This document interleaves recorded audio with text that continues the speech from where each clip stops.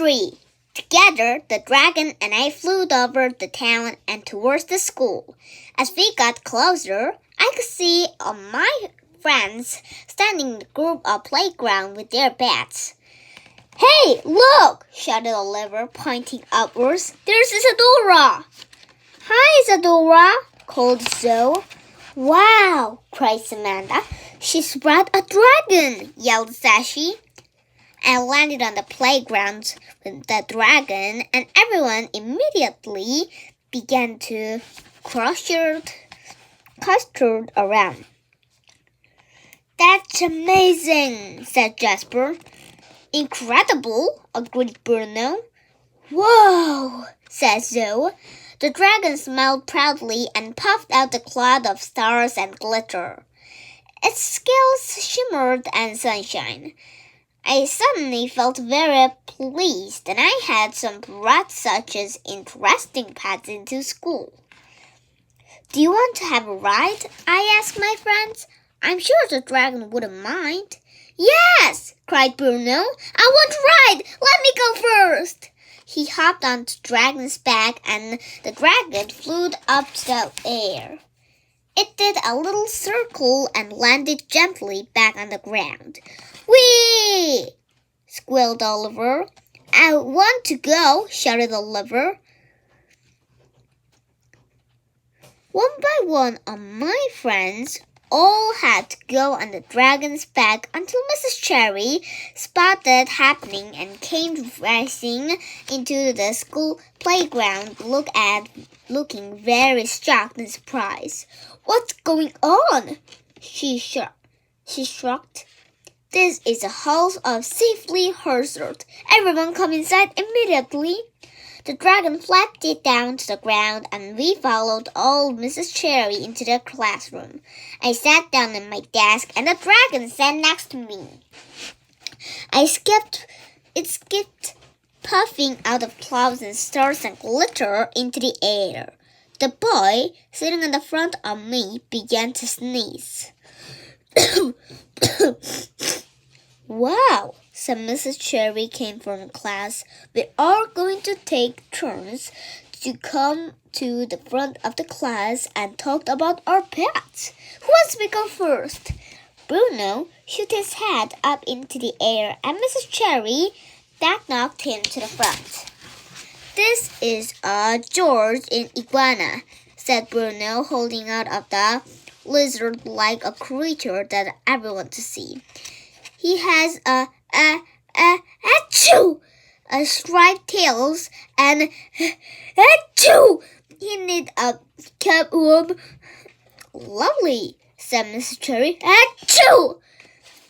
Bruno continued talking about his iguana, but he was finding it difficult. The air became thick with stars and glitter. It wasn't long before everyone in the classroom was sneezing. Glitter can be very itchy and very getting up in your nose. "Oh dear," said Mrs. Cherry. "Thought sneeze. I think you had better go next, Isadora, and then maybe take the dragon outside for a bit." I walked from the class. The dragon followed me excited, waggling his scalty tail. I began feeling a bit shy. "This is a dragon." The dragon hopped from down next to me and started to flap the wings proudly. "Dragon likes..." I continued, realizing that actually I didn't know much about dragons at all. "Achoo!" The dragon flapped the wings harder, disturbing a box of air art spotlights next to Mrs. Cherry's desk. Pencil and crayons exploded into the air. "I think," began Mrs. Cherry, but all the moment, dragon knocked over a roster paints, which fell on the all over and burst open, splattered paint on the walls on the floor. I continued, feeling panicked. The dragon was extremely excited now.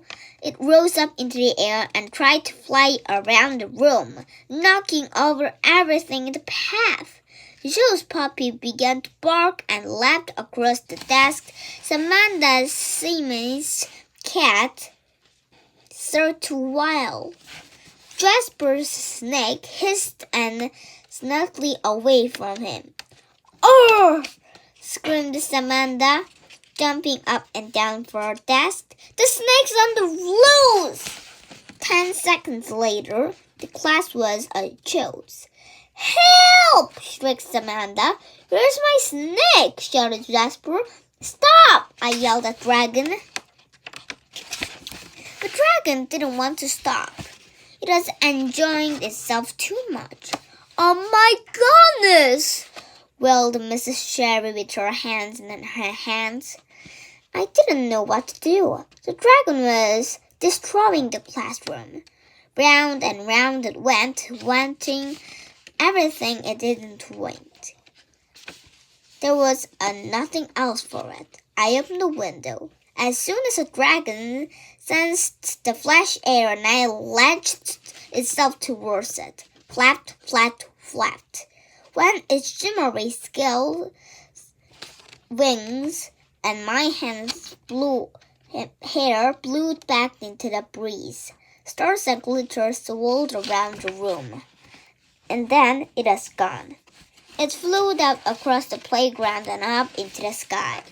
My dressing gown coat still trying around its neck. I hoped that it would flying far away and never came back. I closed the window quickly so that none of the other pets could escape. Mrs. Cherry breathed a sigh of relief, but she looked very cross. "Isadoramoon," she said, "you are in big trouble." I felt my face go red. I had never been in trouble in school before. Bringing dragon is a school was an irresponsible thing to do. A dragon is not an impolite into the classroom. "I'm sorry," I said, hanging my head in the shame. "You will be sent home for the rest of the day," said Miss Cherry. "Go and sit the school cemetery now, and you had better spend the afternoon trying to find that dragon." I felt like crying as I made my way across the room at the door. Jill patted her arm gently and I went past her. "It's okay," she whispered. "Mrs. Cherry will calm down soon." "Don't be worried," whispered Bruno. "It had sent home before." But I had never been sent home from school. I felt so awful. I left the classroom and walked across the lunch hall towards the century office. I knocked on the door. "Come on," called a high tinkly voice. I went into a room and saw Mrs. Valentino sitting behind the desk wearing her usually pair of pink horn-rimmed glass. "What are you doing for Isadoramoon?" she asked with a beaming smile. "Have you got another gold star?" I gulped and my eyes picked up with tears. I've sent home," I whispered. Mrs. Valentino frowned. "Oh dear," she said.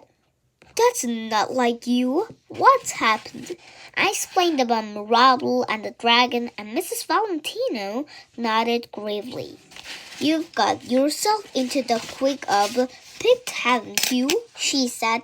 "I didn't. It might be time to send the cousin of yours." She picked up the phone and called my house number. "Ah, Mrs. Moon," I heard her say. "This is the Scantily from school here, I'm afraid I must ask you to come pick Isadora up early today. Yes. Well, I'll let Isadora explain for herself. Okay. Goodbye, Mrs. Moon. She put the phone down and smiled at me. It's all right, Isadora, she said kindly. Everything will be okay. It only took Mom 10 minutes to appear at the school and fetch me. She must have flown there into the top speed. What's happened? She asked me all across the playground. Why have you sent home early? And where's Pink Rabbit? I began. Suddenly, I could bear to tell Mom what had happened. I had a tummy ache, I lied, and Zoe was dropping Pink Rabbit home for me later. I felt bad about lying and I wasn't sure Mom would believe me about Pink Rabbit, but she nodded her head and said, Poor you, what a shame. We'd better go home. She took up my hand and we both rose up into the air, flapping our wings.